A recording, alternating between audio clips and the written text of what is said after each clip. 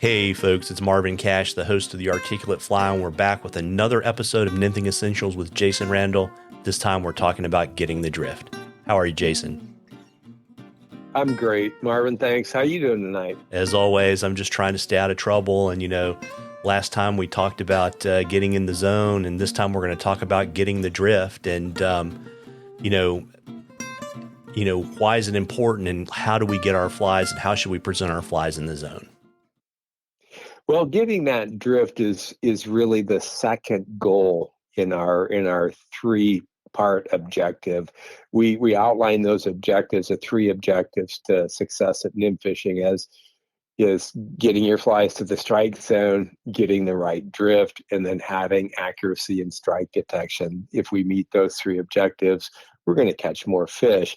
So the second one is getting the drift right. And we know from the last episode that the strike zone is typically that bottom 20% of the water column, near the bottom, where the food is, where the trout are, where our flies need to be. But we also defined that strike zone, that bottom 20%, because of friction at the stream bed, as moving half speed relative to the current overhead. So if the food that trout are eating is moving at half speed, how fast should our flies be moving at? Yeah, half speed. Half speed, right, exactly right. But if we take our presentation, our drift, and we attach it to a flotation device, like a large plastic indicator, and that indicator is at the surface moving at nearly the fastest speed of the current, how fast is that drift actually moving? Full speed. It's moving full speed, which is why we're not catching fish. So in order to get the best presentation, we have literally got to slow the drift of those flies down to the same speed that the natural organisms are drifting at in the strike zone. Yeah, that's really interesting. And so, I guess we talk about, techniques. You want to kind of break it down. There are lots of different ways to do this. You want to kind of start, and we can kind of walk through them? With the different methods? Sure. Mm-hmm. Probably one of the easiest methods to getting, that ideal drift speed, because drift speed and presentation are synonymous. To get a good drag-free presentation, we've got to get that drift speed at about half speed of the current that we see from the surface. But one of the methods that are probably the easiest to achieve that are the tight line, high sticking, or Euro nymphing methods, where we have a single point of entry, and that tippet cuts through the overhead faster current and allows our flies to track at the slower current of the strike zone. And the thinner the material, the better it cuts through that current overhead with less weight than incorporated into our drift. Now, when we look at flotation devices then, and we're trying to get a drift speed that's slower than the surface, it stands to reason then that the smaller the strike indicator that we use or we select, the better it is for us to get that natural drift speed. It's harder to get a good drift speed with a flotation device that's the size of a Christmas tree, right? Yeah, it's just like when we were kids, right? We talked about, I think when we did our last interview, about fishing on cane poles, and you can either use a big round bobber or you can use one of those needle bobbers, right? That's right. Yeah, that's right. There's different choices. Sometimes it's the choice of a flotation device that can help us. Sometimes it's balancing our rig when we're using a flotation device, so that we're using the smallest device that will suspend our flies, and then just adding enough weight, either incorporating that into the flies or, with additional weight added to the rig, then to get the drift speed. But no matter what method we choose, we really need to get that drift speed to reflect that slower speed of the strike zone. Yeah, and so when we talk about suspension devices, I kind of guess off the top of my head, we kind of talked about basically thingamabobbers and thills and things like that. But I guess you've got like New Zealand yarn, right, which gives you a little bit more control and more visual cues. But then also, like, I think about maybe using some of those like stick on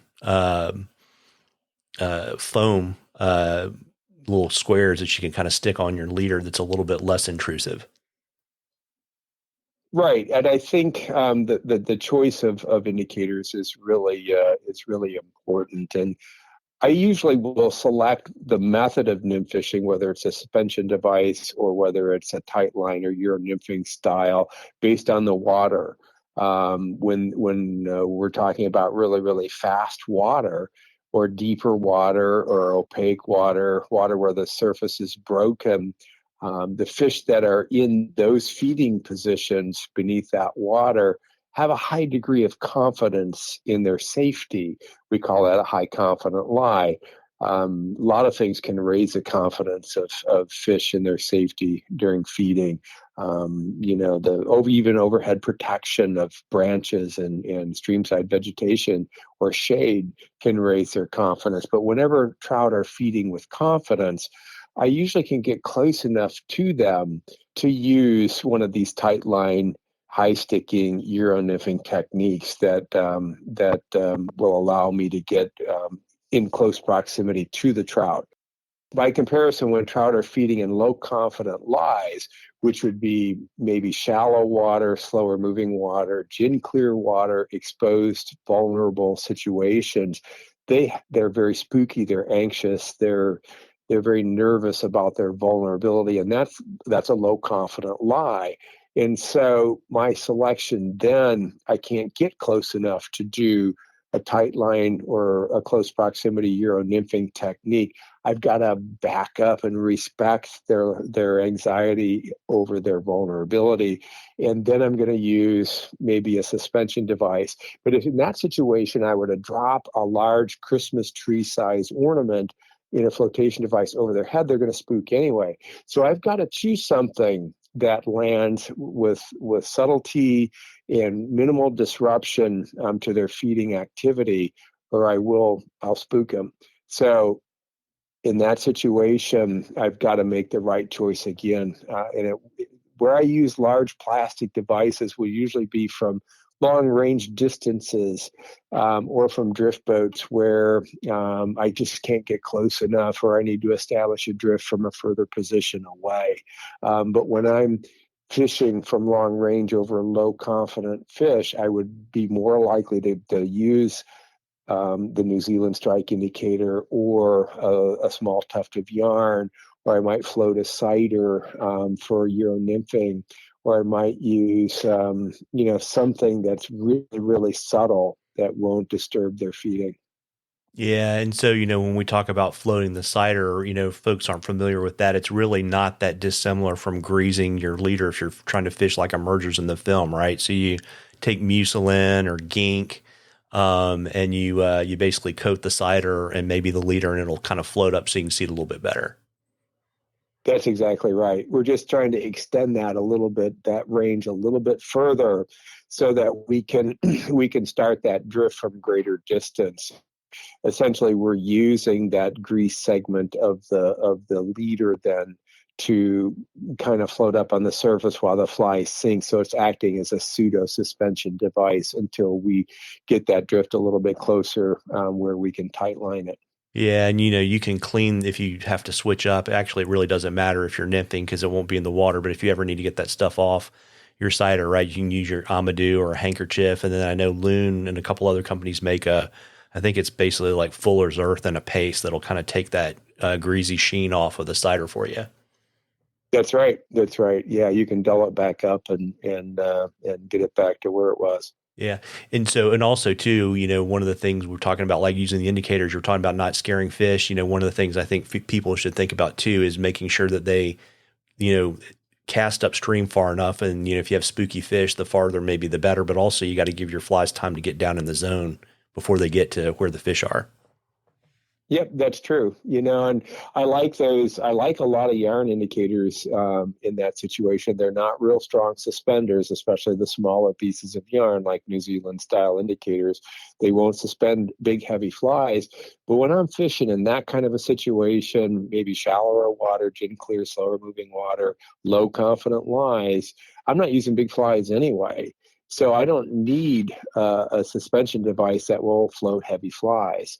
And so that's where I'm really relying on that system. So everything, the smaller flies, the smaller bits of yarn, strike indicators, everything lands very softly with minimal disruption to scatter those fish. So ideally situated for low confident, spooky live fish.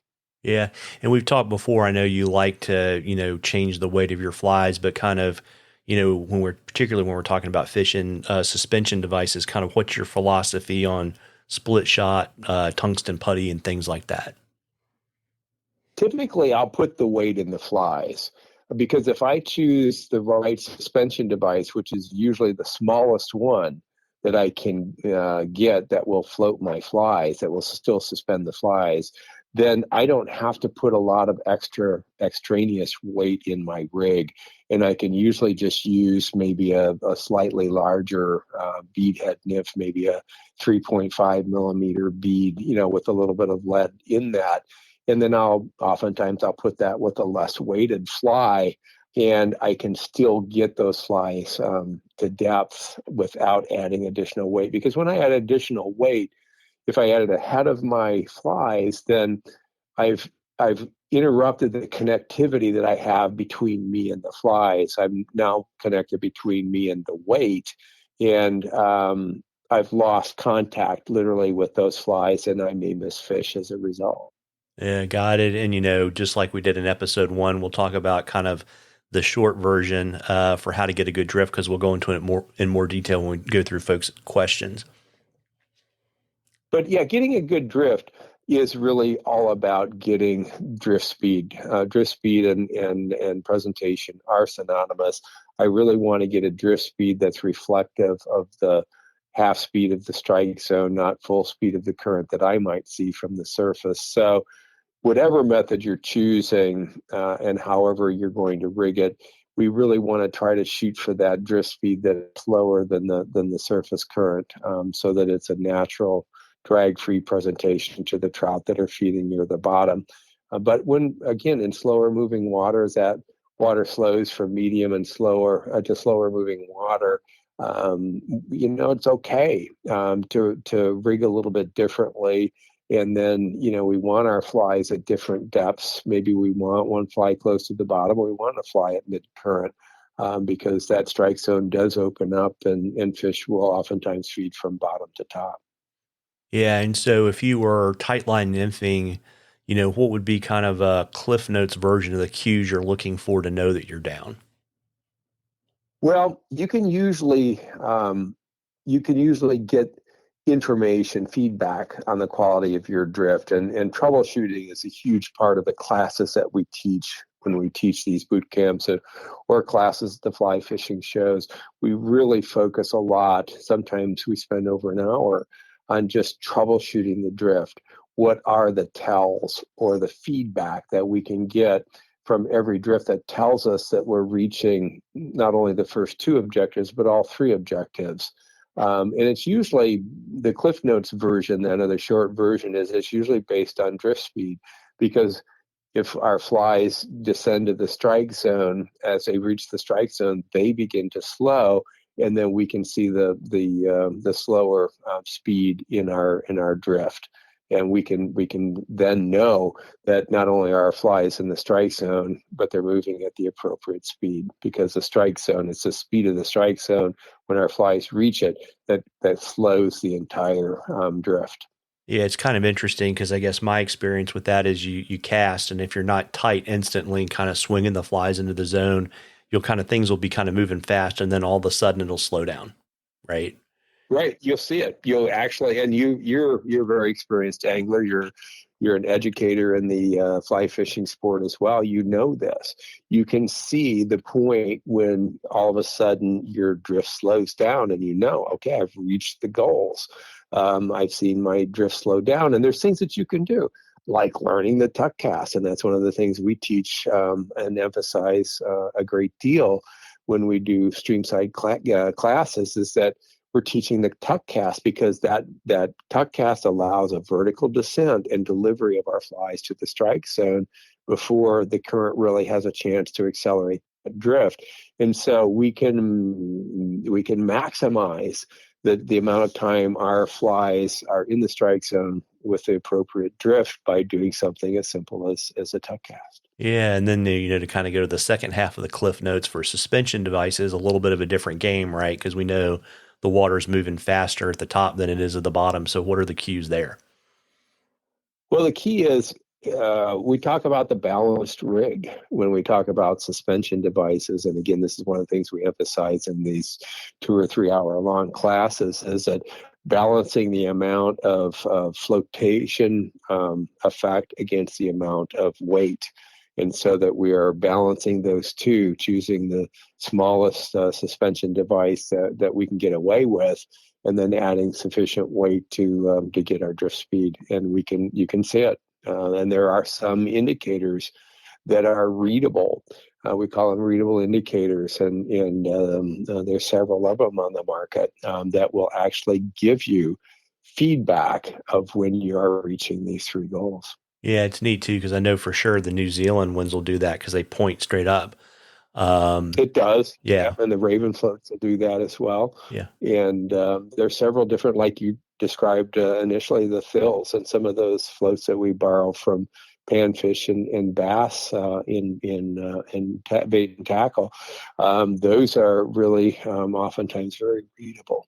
Yeah, it's interesting too, because I know some of my comp fishing friends are super compulsive about this on the suspension device front when they don't fish in comps, and they'll actually have the weight of the flies matched perfectly to the indicator so that like one more, grain of salt will basically move the indicator so that they can detect the strikes a little bit better. I don't know. I'm not quite that obsessive, but. Well, that's what we call the balanced rig, though. You're right on the mark with that. That's really a good observation. Yeah. And, folks, we love questions, and we're doing these for you. And so we've got 2 great promotions to encourage you to send questions and, make Jason's life a little bit easier. If you'll DM me on Instagram or shoot me an email at mcash@thearticulatefly.com, I'll grab your question. Anything related to any of the episodes, we'd love to answer them. And what we're going to do is everyone that submits a question, we'll get it into a drawing for a signed copy of Nymph Masters from Jason. But then if we select your question for the final episode, those folks are going to get into a drawing for a TFO stealth rod with a matching reel and an SA Euro nymphing line. So want to give a shout out to our friends at TFO and SA for generously supporting this little project of ours. Yeah, it's great that so many reputable manufacturers support education in our sport. It's wonderful. Yeah. And I know, talking about doing schools and, you're kind of recovering from the show season, even if you did it by way of Alaska. But I do know that you and Mac Brown, yeah, I do know that you and Mac Brown are doing a boot camp in the Driftless area in June. You want to let folks know about that? Yeah, we're really excited about that. It's Mac and I, we love to work with each other, and we we have a lot of fun. But our skills and our educational program are very complementary, and we just enjoy the time we spend at these boot camps. And it really gives us a 3-day to really dig into these topics and to spend time in casting and hands-on demonstrations and on-stream critiques and things like that, where you can really take what you've covered in the morning session, and you can take it right to the stream in the afternoon and put it right into practice and learn how to troubleshoot those drifts and how to know when you're doing it right. And it's just amazing. And then afterwards, usually we finish up, and after dinner, it's kind of a prolonged happy hour where some of the best information is swapped around the bar at night. And Mac and I both, the more drinks they buy, the more we talk and the more freely we share information. Yeah, absolutely. And I will drop a link to the boot camp, as well as, folks, the illustrations will be in the show notes. And Jason, I will drop all of your social media handles and website and all that good stuff in the show notes too. Oh, that'd be perfect. Thanks for doing that, Marvin. Oh, you betcha. And, folks, spring is here. You owe it to yourself. Put some of the stuff that Jason and I have been talking about to use and go out there and catch a few. Tight lines, everybody. Tight lines, Jason. Thanks, Marvin. Good night.